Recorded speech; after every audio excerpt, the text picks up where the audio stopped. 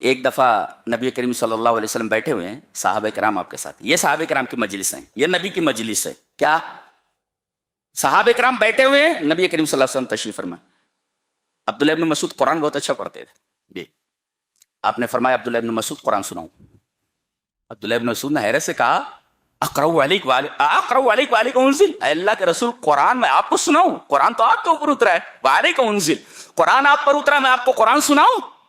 کرنا، محبوب کی بات تیری زبان سے سننا چاہتا ہوں، پڑھنے لگے، کہتے فقرأت سورۃ النساء، میں نے سورہ نساء پڑھنی شروع کی، اور جب پڑھتے پڑھتے میں اس آیت پر پہنچا، کون سی آیت؟ فَكَيْفَ إِذَا جِئْنَا مِن كُلِّ أُمَّةٍ بِشَهِيدٍ وَجِئْنَا بِكَ عَلَى هَؤُلَاءِ شَهِيدًا، جب آپ کو امت پر گواہ بنا کر بلایا جائے گا۔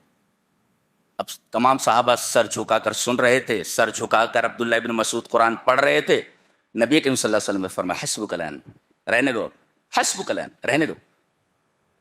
عبداللہ ابن مسعود کہتے ہیں کہ جب نبی نے کہا رہنے دو حسبک الآن، تو میں نے رک کر کے جب آپ کے چہرے مبارک کی طرف نگاہ اٹھائی تو دیکھا کہ آپ کی پوری ریش مبارک آنسوؤں سے تر ہے، پورا چہرہ آنسوؤں سے بھیگا ہوا ہے۔ اللہ، یہ تھی مجلس ہے نبی کی اور صحابہ۔ ہماری مجلسیں کیسی؟ 10 لڑکے بیٹھے رہتے موبائل لیے ہوئے، محفل میں رہتے ہوئے سب اکیلے ہیں، کتنی حیرت ناک بات ہے۔ 10 لڑکے بیٹھے ہوئے ہیں محفل میں، جو پہلے ہم لوگ بیٹھتے تھے تو تبادلے خیال کرتے تھے، وہ کچھ بول رہا ہے، وہ کچھ بول رہا ہے، وہ کچھ بول رہا ہے وغیرہ۔ یہاں 10 لڑکے ساتھ بیٹھے رہتے، سب الگ الگ، سب تنہا ہے، محفل میں رہتے ہوئے تنہا ہے۔ موبائل نے سب کو تنہا کر دیا ہے، وہ الگ گم ہے، وہ الگ گم ہے، وہ الگ گم ہے، وہ الگ گم ہے۔ محفل میں رہتے ہوئے سب تنہا ہے، سب تنہا۔ موبائل کا یہ استعمال ہوتا ہے، یہ کیا ہے؟ یہ صحابہ کرام رضوان اللہ تعالی علیہم اجمعین کی مجلس کیسی ہے کہ قرآن پڑھا جا رہا ہے، قرآن پڑھتے سب رو رہے ہیں،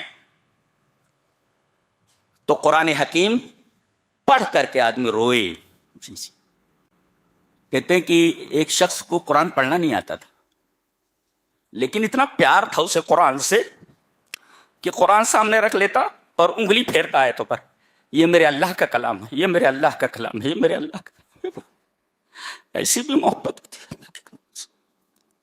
ساری محبتیں ہم نے دل میں پال رکھی ہیں، صرف قرآن اور اللہ اس کے رسول کی محبت ہمارے دلوں میں نہیں۔ دنیا میں 2 کوڑی کی عزت نہیں ہے ہماری جی، سب کچھ تو کھو چکے ہو، کھونے کے لیے تمہارے پاس بچا کیا ہے؟ قرآن کو کھو دیا تم نے، اللہ اور اس کے رسول کی محبت کھو دی، تمہارے پاس کھونے کے لیے بچا کیا ہے؟ 2 کوڑی کی اوقات نہیں ہے مسلمانوں کی پوری دنیا میں، جو چاہتا ہے جہاں پاتا ہے مار لیتا ہے۔ کیوں؟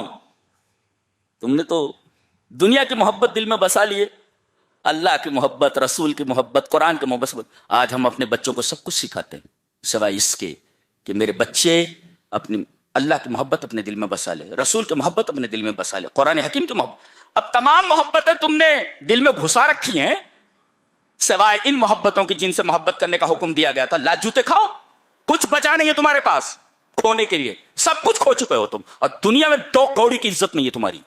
یہ یاد رکھو، لکھ لو، نوٹ اٹ ڈاؤن، لکھ لو۔ کیا ہے تمہارے پاس؟ کچھ بھی نہیں۔ پوری دنیا میں جہاں ہے مسلمان برباد، تباہ و برباد ہے۔ ان مسلمانوں کے لیے دعا کرو، ان مسلمانوں کے لیے دعا کرو، ان مسلمانوں کے لیے، یہاں پریشان ہے وہاں پریشان۔ کیوں پریشان ہو بھائی؟ کیوں پریشان ہو؟ قرآن اس لیے اترا ہے کہ تم پریشان ہو۔